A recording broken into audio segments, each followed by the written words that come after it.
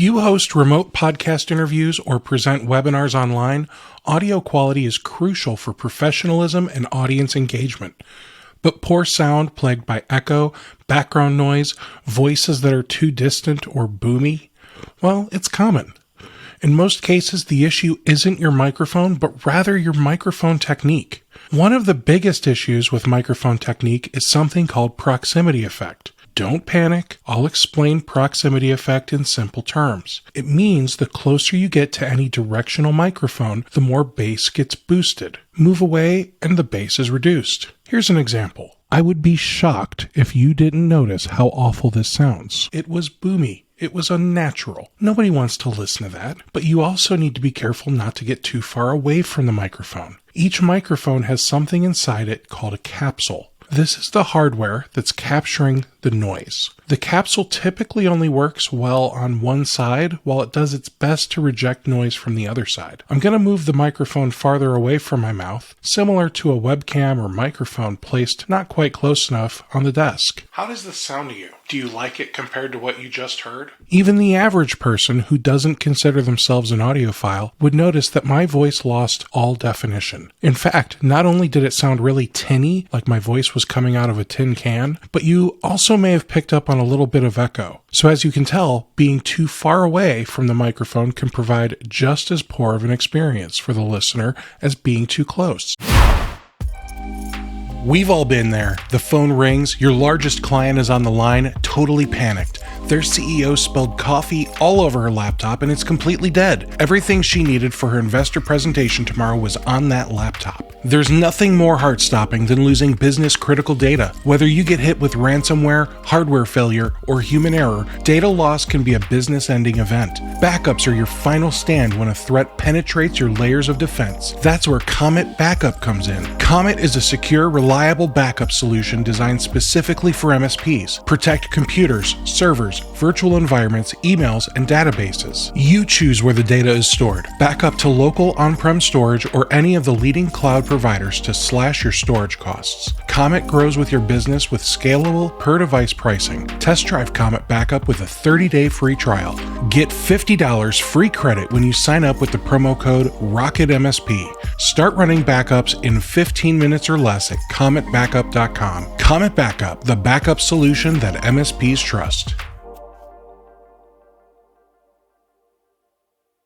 Joe Rogan always tells his guests that they should be about a fist away from the microphone. Having the microphone capsule facing your mouth and being 4-ish inches away is optimal for spoken word. Plosives. It's like the word explosive without the EX at the beginning. Plosives are sounds that are caused by extra bursts of air that come from your mouth. These are typically caused by the letters T, K, P, D, G, and B. I feel like I'm doing an eye exam. Blowing air onto the microphone capsule will prevent it from picking up other sounds in the room, especially the one you're trying to capture, your voice. Now, the microphone I'm using, the Shure MV7, comes with an excellent built-in windscreen that handles plosives well as long as you're at the right distance. If your microphone doesn't have a good windscreen or you're still getting plosives, there are a couple of options. One, you could buy a pop filter and attach it to your microphone. Option 2 is a little hack that I use.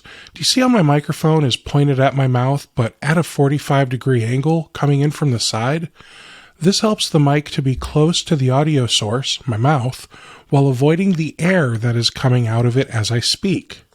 The air goes this way, right? Look at that. I just saved you $12 on a pop filter. Another thing that you should consider is the room you're in. If you're in a home office like me, then the chances are you'll have some natural room treatments. Things like carpeting, curtains, artwork on the walls, and furniture. These all help diffuse the sound and prevent echoes. On the flip side, you notice how your singing voice is always on point when you're showering? Consider the atmosphere. You're surrounded by hard surfaces in a rectangle. That's the perfect atmosphere for creating natural sounding echo and reverb. If you don't like how much echo or reflection you're hearing in your recordings, try adding some room treatments. Finally, let's talk about EQ and compression. Now we're getting into advanced stuff, and if you choose to implement everything else I suggested and stop here, you're still far ahead of most people I've interviewed in the past. EQ is short for equalizer, and it's how you can craft the tone of your sound. Your car probably has bass and treble settings. This is a very simple EQ. There are some seriously advanced EQs out there, and I could give a 2-hour lecture on crafting the perfect equalizer for your voice. But let's keep it simple. The Shure MV7 that I'm using has a few EQ presets built into the software. Other microphones by Rode and Elgato have some EQ presets too. There's nothing wrong with using a preset, and in fact, for most people, it's going to clean up some of the harsh tones in your voice and make you sound a bit clearer. The other tool I mentioned is compression. This is another tool that has a ton of advanced options out there and a ton of science around building out the perfect compression model for your voice. Compression is like an automatic volume control that gently reduces loud spikes and brings up lower sections to a consistent level. This makes vocals fully present front to back, not just when you get excited and get too close to the mic.